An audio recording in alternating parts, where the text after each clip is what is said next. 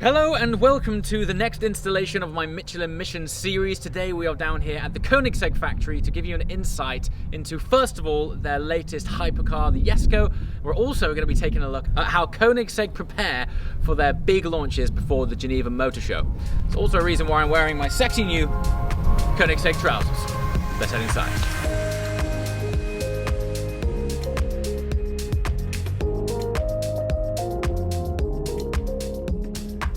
Here we are, welcome to Koenigsegg, honoured to be here. I'm back with Christian Von Koenigsegg. I want to start by acknowledging the name of this project, because not only is the car itself incredibly substantial, run us through the background of the name. I mean, it's my father's name, Jesko. Sure. So, I mean, he's been instrumental, especially in the early days, kind of helping me out when I was a young kid. I was 22 when I started. So he came on board like 1.5 years after. He kind of thought I was a little bit crazy, wanted to build a car. I mean, he knew I was passionate about it and that I had an entrepreneurial spirit as I started my first company when I was 19. But he still thought that this is a bit of a crazy undertaking. But after 1.5 years, he actually sold the company he was involved in, and he said it would be really fun working together, and that suited me perfect because, well, I needed help, and the money I had to scrape together to do this kind of were running out. So he said, I'll come on board for like 6 months, give you a little bridge loan, and then we'll see what happens. And what happened was that 5 years later, we were working day and night, shoulder to shoulder. We had emptied all his coffers, and my mother was crazy and mortgaged the house and everything. And that really helped us come over the hump kind of to the next step, and he could retire and eventually could regain some of his investments as well. So as of filming this, Christian's dad doesn't know that the car's going to be named after him. So when you unveil it on That's Geneva, the idea. We hope we can keep it a secret until then, and we only have like 5-6 days left. So it's looking good. Yeah. Okay. I just don't want him to fall over, you know. So when you pull off the covers, make sure there's a chair available. I'm going to stress now, I've just been through the presentation. This is not a facelift. This is a radical new car. Yes, I would say so. The Agera RS turned out to be, in a way more popular than we had anticipated. It was kind of the last hurrah to the Agera range. And the Agera range started in like 2010, 2009, when we introduced the first time. And it just kept on growing in capability and in popularity, and in the end it became the world's fastest car on a public road and ever produced, and still is. But we decided to only make 25 as a limited edition, and that sold out extremely quickly, and a lot of people were like, I didn't get one, and this and that. So we were thinking, I mean, the Agera is amazing in its own right, and it's this technological marvel and unique driving experience. You've tried it yourself, but we thought, let's continue the spiritual. We need a spiritual processor from the Agera RS. So a straightforward car, as lightweight as possible. It's probably the last ever Koenigsegg not to be hybridized or like full electric or something like that. And if you compare the Agera and the Jesko, I mean, the Agera has that instant, immediate electric torque whenever, wherever, as soon as you think about it. This is as responsive as a combustion engine can be with our new pressurized response system and super lightweight 180-degree crank and super fast shifting 9-speed gearbox. But of course, it's a different experience. It's more the traditional experience, but it's lighter. Two different experiences. One is more track focused, and one is more like the ultimate road expression. So we think they balance each other out well. And we couldn't just resist it when one of our engineers came up with this kind of threw out this idea. I have an idea for a gearbox, and this engineer has been working with me for 20 years, and it's just a genius. And said, I have this idea for this gearbox. And okay, let's start looking. Wow, this is very interesting. It's kind of a simplification of what's out there. It makes a DCT look old school and big. And big, exactly. This is less parts and does more. Wow, why hasn't anyone done this before? And we started looking at it from every angle, and we couldn't kill the idea. And so this is perfect for the Agera RS replacement. I mean, looking in the back of this and being familiar with how the internals of the Agera looked. Right. I mean, you've been able to move it so much more central. It's lighter, it's smaller. It's around about 90 kilograms, but this gearbox if you take the Agera RS transmission, it's a 7-speed AMT with a helper clutch and an E-diff we developed for it. So 7 speeds, it's actually capable of 1500 Newton meters of torque, which is extreme. And that's the main reason why we used it, because the DCTs out there, they're usually limited to like 900 Newton meters or something like that. And they're bigger and heavier. So we sacrificed some shifting speed for durability, torque capability, and lightweight. And that gearbox weighed about 80 kilos, which is about 40 kilos lighter than a weaker DCT with 7 speeds. This gearbox is 90 kilos with 9 speeds, but it is in a way lighter because the flywheel and clutches are inside the gearbox, not outside.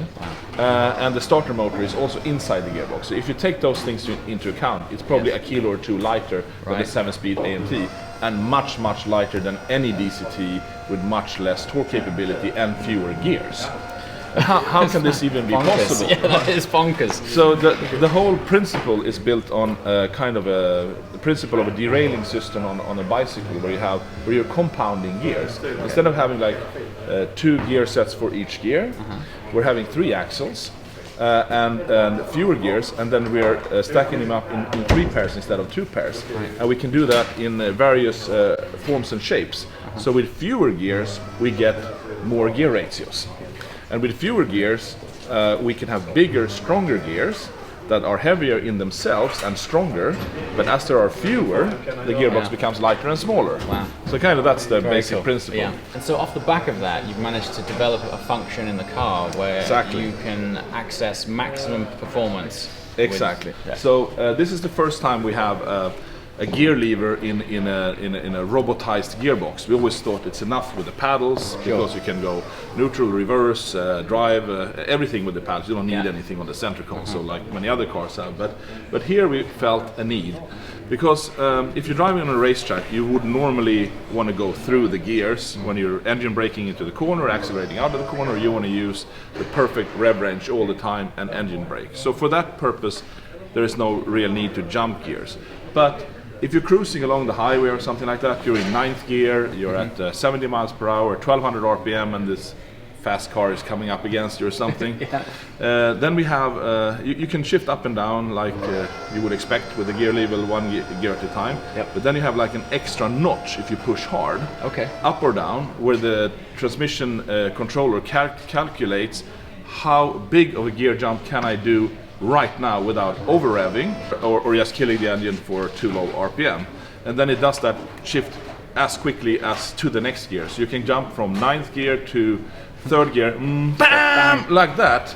And that's more like a road thing. You wouldn't do that on a racetrack. Absolutely. And it's kind of a fun thing. You just slam it, bam, you go like that, and you shoot off. So we'd like to set context here.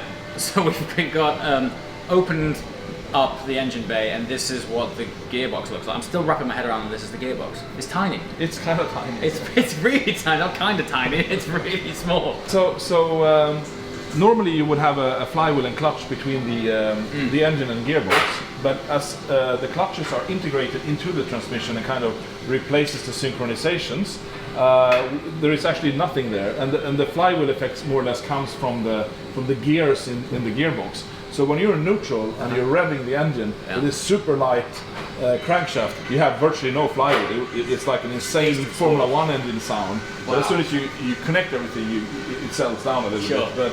But you get that's kind of a nice side feature. But yeah, you can see you have the starter motor integrated here. This is the starter ring for the starter motor inside the transmission. Here you have the final drive, and here we have carried over our limited slip differential from the Agera, and then you have the 3 axles going on in here. You have the solenoids acting and opening and closing the clutches for the gear sets. So we have 8 solenoids. 1 is for reverse, 6 are for the clutches driving the car forward, and 1 is for the electronic limited slip differential. Actually, this is kind of interesting. This part here is the differential area. That's actually the gearbox.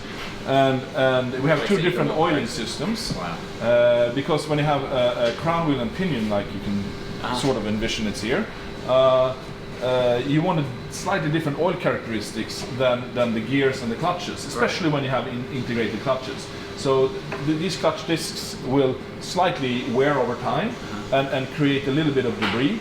So this side is much more filtered, than this side has to be, because there are no clutches inside here. So and that means we can optimize the oil for like a rear axle oil more and more like a traditional transmission oil, and filter that a little bit harder. How long does it take you to dream this stuff up, man? It's not only me. Bonkers. It's not only me. For sure, but it's just mind-blowing stuff. So yeah, I mean, having been doing this for so many years, and having had to help develop transmissions for our crazy engine powers.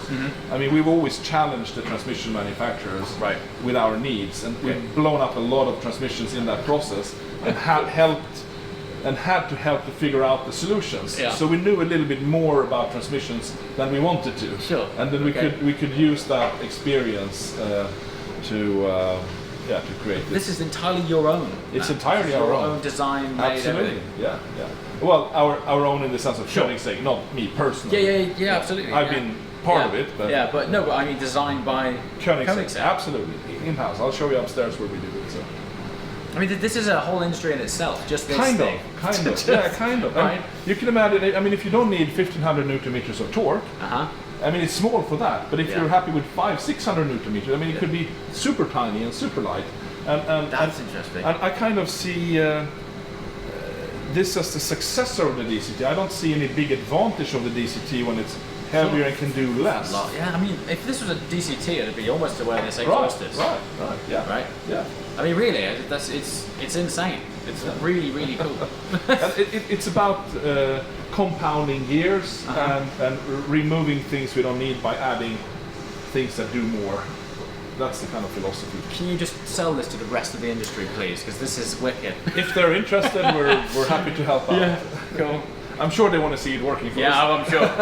No, because that's kind of what we always ask. What are we missing? Cool theory, bro. Yeah. So it seems so simple. Yeah. I do expect through the development program we will keep on blowing up stuff. I'm sure. But usually we figure it out in the end. Yeah. So that's actually a nice transition to talk about. Instead of opting for a smaller turbo to maintain boost and fill that lag, or a quad turbo or anything like that, you've maintained your two big turbos, but you've developed a system which is air injecting these turbos. So we, in the process of developing this car, for what we envisioned that it needed to be capable of achieving, we needed bigger turbos one way or the other, and bigger than we had.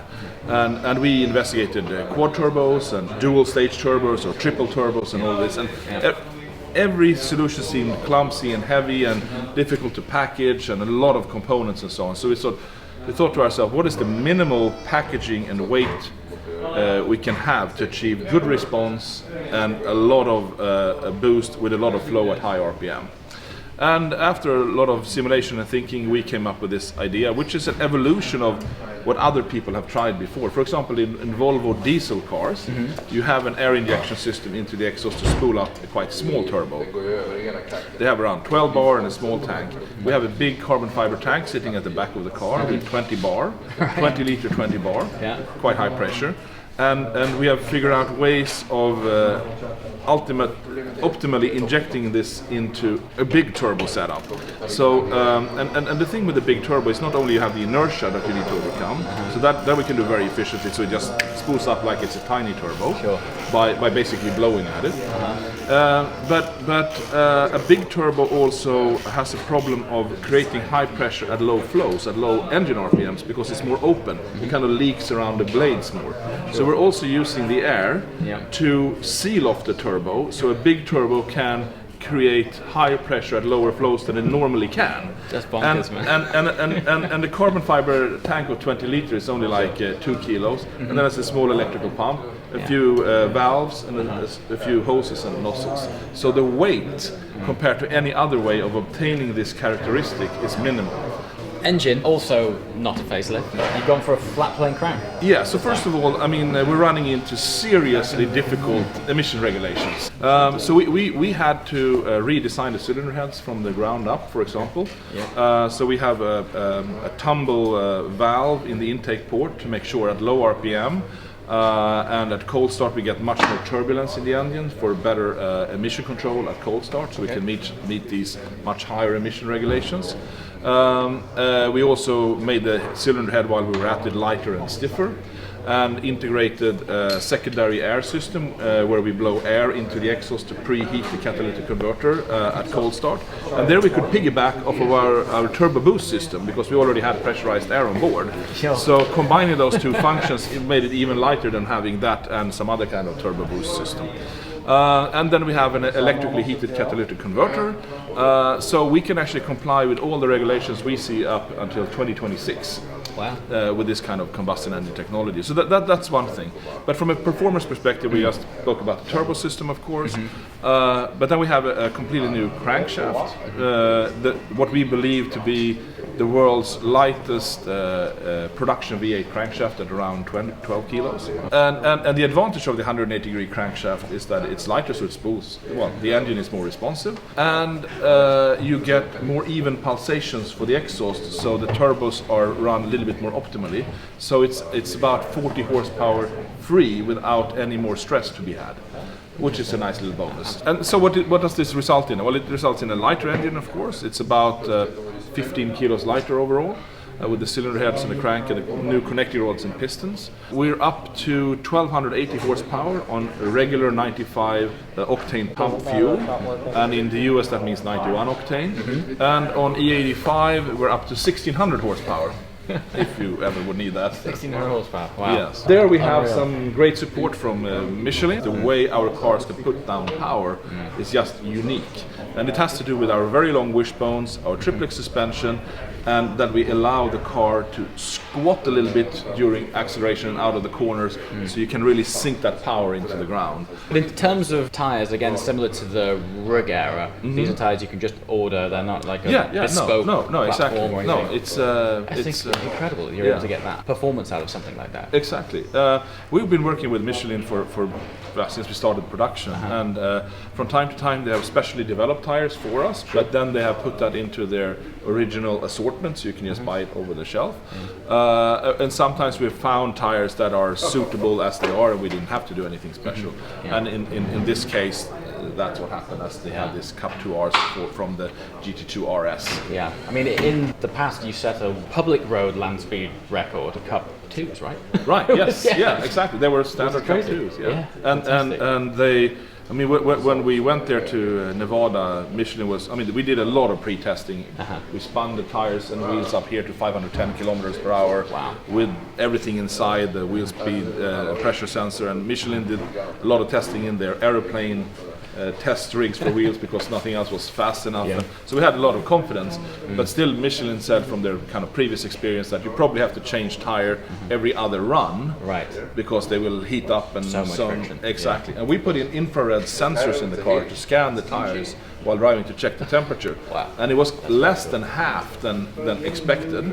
And after a couple of runs, Michelin looked at the tires. No, you can run all day with these. Wow, amazing. So that was pretty shocking.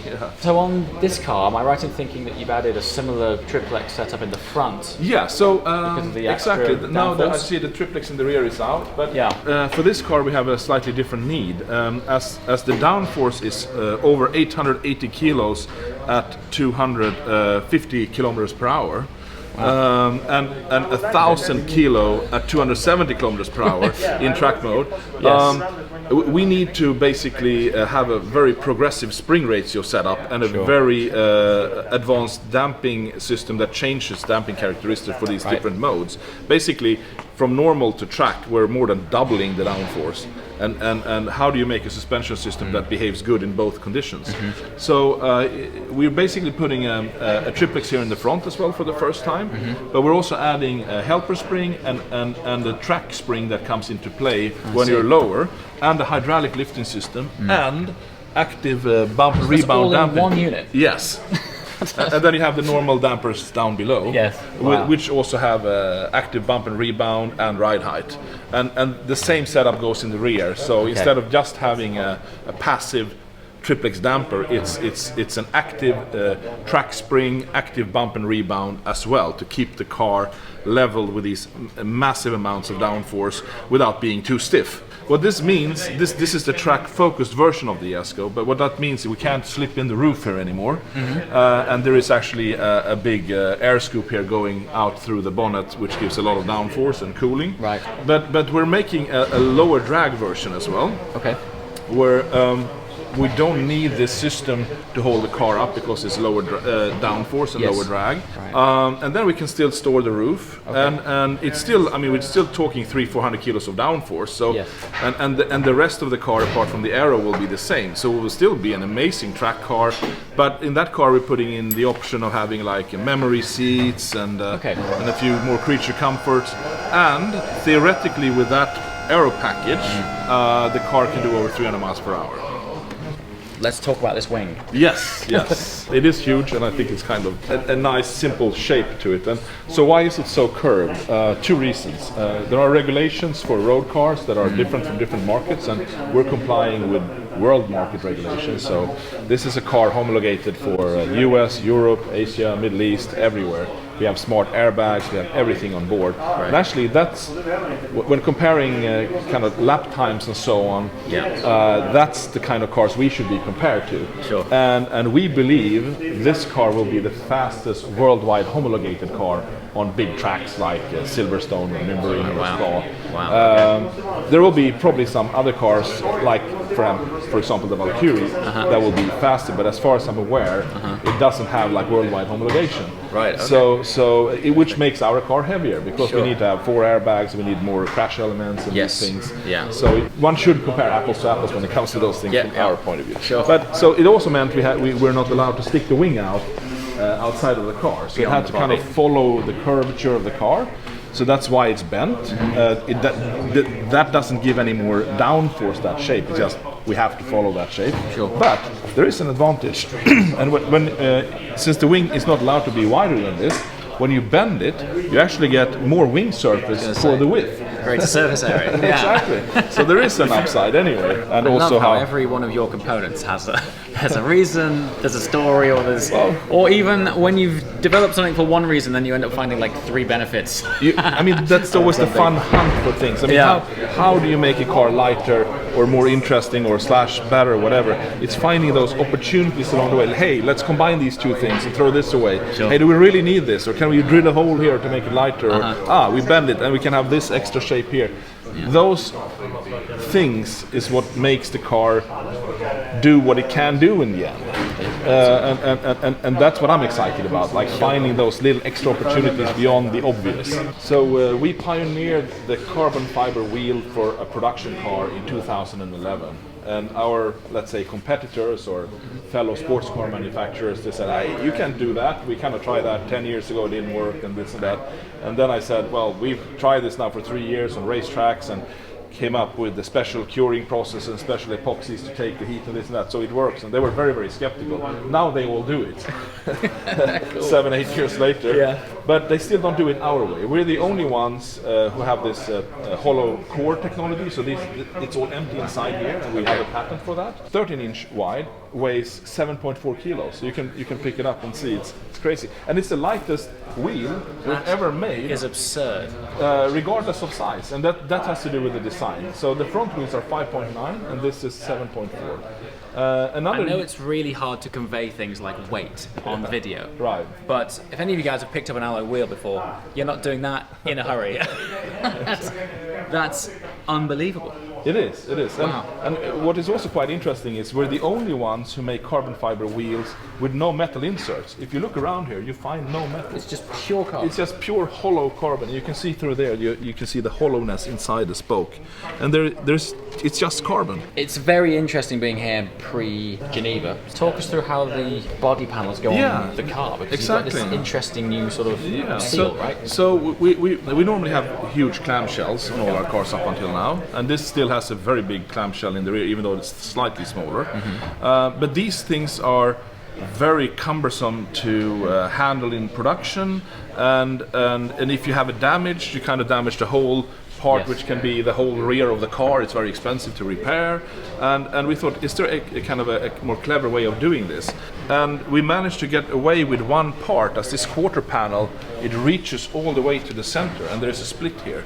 So if you damage this quarter panel here, or let's say the bumper here, you're not damaging the bumper over here.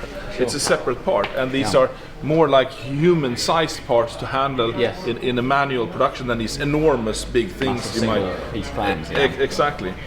Still, of course, it brings drama to the car to have these clamps. So in the rear, it's not mounted right now, but we can actually see here. That's interesting.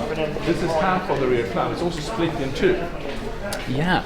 Wow. So it becomes a big, massive part with that kind of exoskeleton underneath. Yes. And this enables us to mount a lot of the hydraulics and electronics into this piece without having to be super careful about painted parts. And then we put the painted parts on top, and it becomes a big clamshell, but the parts are much more manageable for a human. So we did kind of a few of those things for this car to play around with an experiment, and yeah, it's turned out good so far. It also gives this kind of interesting feature of something running through the car. We picked it up in the center console. You can see it's running through the car there, and we also took the opportunity to enlarge the monocoque. So the monocoque is 40 millimeters longer, so it's a little bit easier to get in and out. And we also raised the roof a little bit and made the glass a little bit higher, so you have a little bit more space and a little bit more visibility inside the car. So with the car being slightly longer, you've also introduced rear wheel steer. Correct. Yeah. This is the first time? First time ever, yeah, exactly. Okay. So due to that, the monocoque is 40 millimeter longer, the wheelbase is 40 millimeter longer as well. So we have a 2,700 millimeter wheelbase instead of 2,660. So we already had a quite good turning circle on our cars, but to make sure we could improve on that, even though we have a longer wheelbase, we introduced rear wheel steering. And also, we already had fantastic high-speed stability with a 2,660 wheelbase, as we could see in Nevada. But this will even further enhance that, and as a version of this is potentially even faster, why not? Why not? So that's the reason for that. But apart from that, we kind of kept our geometries and very long wishbones intact, refined these over the years. So we have such a nice combination of traction and stability and tire wear, and we didn't want to change too much there. But we kind of moved around things a little bit so that we can have a similar geometry but with a lower ride height. So that's basically the only difference there. We had this opportunity space up here, so we decided to put the most analog thing imaginable in the face of the driver, and it's powered by just G-force. It's just a super smooth ball bearings with weights down below. So you have a bezel with a weight, and then you have like a marker, and then markings on this. So when you turn, the weight turns that direction, and then you get a readout. And then you have a rotating disc in the other direction with the ball bearing with the weight down low, and that starts spinning in this direction with arrows and markers. So it's fun. It's kind of powered and moves with no apparent input of energy, apart from what the car puts into it. And there is no like math or calculation or computer or even hardly any mechanics. It's just weight and ball bearings. And it's just a fun way of showing how you can make something interesting with almost nothing. And that's quite nicely contrasted with your new wheel, which has a sort of digitally floating instrument cluster. Yes, when you turn the steering wheel, I mean the screen is small as it's on the steering wheel, but it's close to you, so you get a good visibility anyway. And the great thing is when you're here with your hands, you would normally block your instrumentation, but here it's fully visible. I mean, even there you can see it. And it's still, it's self-leveling. So if you're familiar with the Rolls-Royce logo in the middle of a Rolls-Royce wheel, they're always stable. It's like the digital equivalent of that on your instrument cluster. You could say that, absolutely. Kind of. Yeah, absolutely. And then we have changed our mechanical buttons and scrollers into haptic touch screens. So you can slide and scroll around, and when you choose something, it bzz, like on a modern phone. And we can over the air upgrade all of these features when we come up with new ideas. So instead of being locked in with a with a machine button with a some kind of symbol on it, and that's it. We can maybe it makes more sense moving this around here, or when you press here, the whole thing goes red and does this, or whatever we come up with over time. It gives that huge flexibility of adding features over time. So if I don't get to show it to you today, it'll be on the stand at Geneva, and I'll make sure I show it to you. So here we have 7-8 guys polishing carbon parts, aluminium parts before and after surface treatment. So we get them in a raw machine, and then when they're polished, we package them into these kind of crates, and then we send them away for example, for DLC coating. Oh, wow. These are pedal box here. So this is your pedal box. Yeah, so normally I should have white gloves here, so I shouldn't touch this, but that's just insanely beautiful. One of the pedals. I mean, so your storage boxes are more glamorous than most high-end watches. Right. Wow. And let's see if we find something else interesting in here. This is a set for a car. Okay. So here we have buttons. Oh, look at that. And with the ghost holes, laser-etched holes, and the center console. Wow. Oh, it's stunning. Absolutely stunning. So it goes several hundred hours into each car just polishing parts. Just polishing. So here we're polishing a whole monocoque. And here you can see the example of the K&C, the Koenigsegg Naked Carbon, which we started making whole cars out of. So I'll bring out a part. Sure. It's nuts. Absolutely nuts. So there's a thin layer of epoxy over the carbon that naturally forms there. It's like a couple of mu thick. And normally what we do and others do, we just polish this up to a shine or clear coat it. And whether you polish this to shine or clear coat, you kind of get the same effect. There's like a lacquer layer, in this case epoxy. But here we grind away that thin layer, and you can see in the crimping between the carbon, you see a little bit dark spots. That's epoxy, but these strands, they're more or less 90% carbon. Wow. And when you touch it, it's colder, because carbon is more like a metal thing than a plastic thing. Sure. And it's very strong for scratch resistant. And you get this kind of metallic sheen in comparison. Yeah. But you have to be so careful, because of course what you see is the first layer. Right. And if you don't grind enough, you will have like a puddle mark of epoxy. And if you grind too much, you will start seeing the next layer in a different direction. Man. So you just have to like very carefully grind. No pressure at all then. That's why hardly anyone does this, because it's like a little bit too little or too much, you're screwed and you have to scrap the part. And you do this on an entire car? On an entire car. Entire car. So we're showcasing at Geneva a customer's car, which is completely K&C, Koenigsegg Naked Carbon. So we say naked instead of clear. This would be clear carbon, but that's naked because we tear off the epoxy clothing. Honestly, man. Careful every room I'm getting my brain rewired. The details it's are amazing. Just a different luster. It has a very different finish. Really interesting that you should explain why your carbon looks like that, because your carbon does have its own sheen. Yeah, it's got its own feel about it. I've never seen it anywhere else. Yeah, so we've been doing this on smaller parts for 4 or 5 years, but then we got challenged, and of course when you do the whole outside, you can't fill anything, smooth out anything, and even if you clear coat a car, if you have a slight imperfection, you can fill a little bit more clear coat and then flatten it. Here, when it's naked, it's naked. And that's it.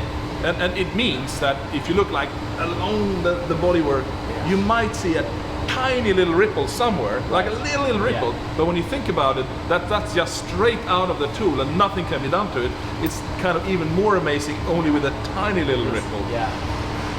So, and of course you say, wait, when you're finished with a high-end painted car, I mean, we put on like 7 times a clear coat, and flatten it, and more clear coat and flatten. In the end, you end up with like 150 mu of clear coat. When the normal car, you have maybe 30, 40 mu, and that's just to get that depth and shine. And if you have a scratch, you can buff it out and so on. But by just ignoring that whole process and doing naked carbon, it's about a 20 kilo weight saving. Oh, that much? First of all, we grind away maybe a kilo of epoxy, and then we don't add the 19 kilos of paint. Wow. Yeah. So he's on another level, isn't he, this lad?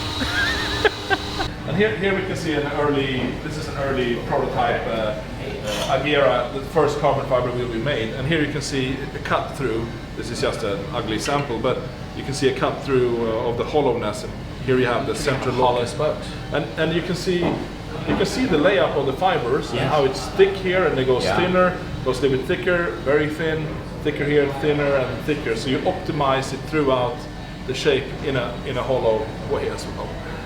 And you can see it's pretty massive here in the center, of course. Someone's laying this up by hand. Yeah, they're doing it in here. So, laying in the right stacked order, and this is how it's done. This is with the core material that we then diffuse from the center. So we lay up carbon onto this, it expands, pushes it out, and then it contracts, and then we take it out. How'd you take it out? That's the secret. I was gonna say, cool. Keep it that way. Some more mind-blowing stuff over my shoulder is an example of these guys designing and building the wiring looms in-house. Over 2.5 kilometers of wires in each wiring loom for each car, and they do it all here. It's unreal. It's really crazy stuff.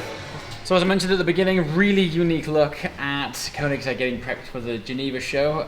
Thanks so much for showing us and for giving us such an early look at the car. Next time you see this car on my channel, it will be at Geneva and completed, so we'll see what it looks like in all its glory, and you'll be fighting off a lot of press, so I guess. Best of luck with that, because it'll be an intense one. Really appreciate it. Well, thank you so much for coming. Pleasure, man, and congratulations on the car. Thank you so much. Thanks a lot.